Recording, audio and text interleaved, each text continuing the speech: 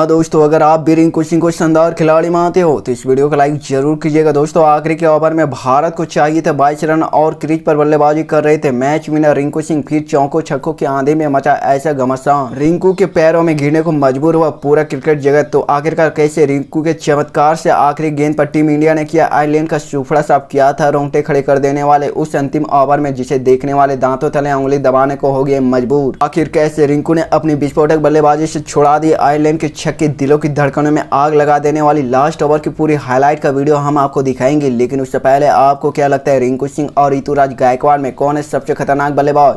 अपनी कीमती राय नीचे कमेंट बॉक्स में जरूर बताएं। साथ ही वीडियो को लाइक करने को नहीं भूलें। दोस्तों, आयरलैंड के खिलाफ शुरुआत 2 मुकाबले में टीम इंडिया की आसान जीत दर्ज करी थी, जिसके बाद से आखिरी T20 मुकाबले में आयरलैंड को अपनी बची हुई लाज को बचाने का आखिरी मौका था, जिसमें उन्हें किसी भी कीमत पर जीत चाहिए थी। तो वहीं दूसरी तरफ से टीम इंडिया का कॉन्फिडेंस 7वें स्थान पर जा पहुंचा था। ऐसे में दोनों टीमों के बीच कांटे का घमासान होने की उम्मीद तो पहले से ही सभी ने लगा रखी थी। तो वहीं दोस्तों, कुछ ऐसा ही हमें देखने को मिला। कप्तान जसप्रीत बुमराह ने टॉस जीतकर पहले आयरलैंड को बल्लेबाजी करने का न्योता दिया और एक बार फिर से वही हुआ जैसा कि इस पूरी सीरीज में हमें देखने को मिला था।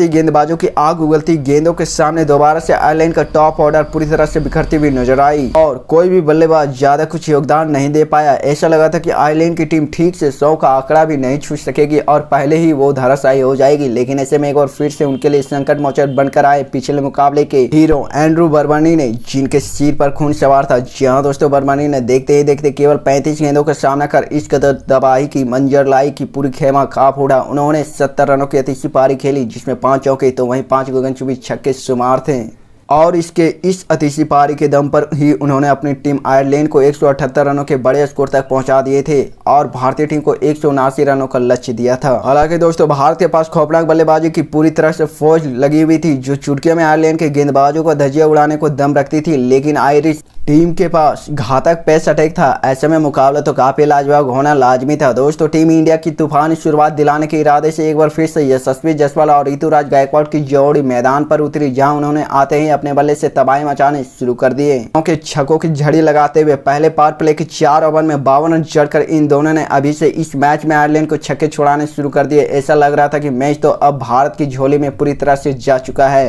और यहाँ से कुछ नहीं हो सकता है। लेकिन फिर होता है ऐसा पलटवार जो टीम इंडिया को आने वाले कई वर्षों तक सपनों में भी आकर सताने वाला है। जी हाँ, आपको बता दें कि दोस्तों, एक के बाद एक भारत का बल्लेबाजी क्रम भी आयरलैंड की तरह धराशायी होने लगा। ऋतुराज केवल 25 रन बना पाए तो तिलक वर्मा से लेकर संजू सैमसन जैसे बड़े बल्लेबाज छोटे दहाई के आंकड़े को छूने में नाकाम साबित हुए। शिवम दुबे भी केवल 1 रन बनाकर चलते बने। यहाँ तक कि भारतीय टीम के लिए 150 रन का आंकड़ा भी छूना नामुमकिन जैसा लग रहा था। ऐसा लगा था कि इस आखिरी मुकाबले में भारतीय टीम की करारी हार का मुंह देखने वाला है।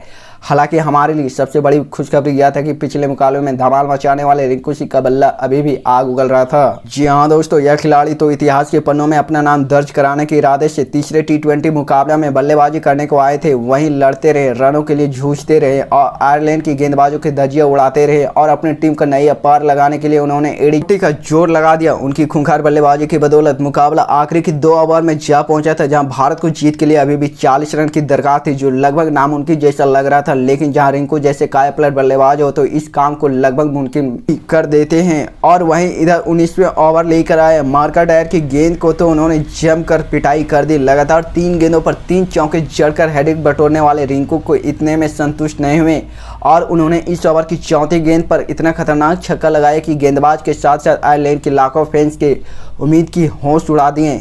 इसी के साथ उन्होंने इस ओवर में 22 रन बटोरे और मुकाबले में टीम इंडिया की वापसी का ऐलान कर दिया। वो तो किसी भी कीमत पर हार मानने को तैयार ही नहीं थे। भारत को अब आखिरी ओवर में जीत के लिए 18 रन चाहिए थे। रिंकू सिंह कमाल के फॉर्म में चल रहे थे और अपनी टीम को जीत दिलाने की तरफ आगे बढ़ रहे थे। हालांकि यह काम इतना आसान भी नहीं था, लेकिन यह कारनामा केवल रिंकू सिंह ही कर सकते थे, ऐसा भरोसा भी सभी भारतीयों को था। लेकिन दोस्तों, आयरलैंड भी हार मानने को तैयार नहीं था। वह भी अपनी जीत के लिए किसी भी हद तक जाने को तैयार थे। आखिरी ओवर में गेंदबाजी के लिए आए जेसवाल लिटिल ने पहले 3 गेंदों पर इतनी कातिलाना गेंदबाजी करी कि रिंकू सिंह भी बेबस नजर आए। पहली 3 गेंदों पर केवल 2 रन बनने को दिए और मुकाबला भारत की पकड़ से बहुत दूर चला गया, क्योंकि 3 गेंदों पर 16 रन बनाने थे, जो लगभग नामुमकिन जैसा लग रहा था। हालांकि रिंकू ने हार मानना कभी सीखा नहीं, उन्होंने काउंटर अटैक करना शुरू कर दिया और दोस्तों चौथी गेंद पर उन्होंने तूफानी छक्का जड़ दिया और अंतिम 2 गेंदों पर जीत के लिए 10 रन चाहिए थे। 2 गेंदों में 2 छक्के भारत की किस्मत पलट सकते थे। दोस्तों रोमांच अपनी सारी हदें को पार कर चुका था। करोड़ों दर्शक हाथ जोड़कर अपनी अपनी टीमों को जीत की प्रार्थना कर रहे थे। तभी 5वें गेंद पर रिंकू सिंह चौका लगा दिया और अंतिम गेंद पर भारत को दरकार रह गई थी 1 गेंद पर 6 रन की, जिससे टीम इंडिया खुशी नहीं थी। हालांकि आयरलैंड ने राहत की सांस ली, लेकिन उन्हें क्या पता था कि एक बहुत बड़ी अनहोनी सामने होने वाली है। आखिरी गेंद को लिटिल ने वाइड फेंक दिया और अचानक से आयरलैंड के खेमे में उथल पुथल से मच गई, क्योंकि अब यह मैच 1 गेंद पर 5 रनों पर जा पहुंचा था, जहां टीम इंडिया को जीत के लिए केवल 5 रन चाहिए थे। अचानक से 125 करोड़ भारतीयों में जोश की नई लहर दौड़ गई थी। रिंकू का कॉन्फिडेंस भी देखते ही बनता था और उन्होंने उसके आगे आयरलैंड की उम्मीदों को सूखे पत्तों की तरह उड़ा दिया था। जोशुआ लिटिल रिंकू से बहुत दूर गेंद फेंकी, लेकिन रिंकू तो शेर पर सावा शेर है। उस गेंद को गेंदबाज के ऊपर से छक्का मारकर रिंकू ने टीम इंडिया को कभी ना भूलने वाली ऐतिहासिक जीत दिला दी और उनकी विस्फोटक बल्लेबाजी के दम पर टीम इंडिया ने आयरलैंड को 3-0 से क्लीन स्वीप कर उनका सुपड़ा साफ कर दिया, जिसके सबसे बड़े हीरो रहे रिंकू सिंह ने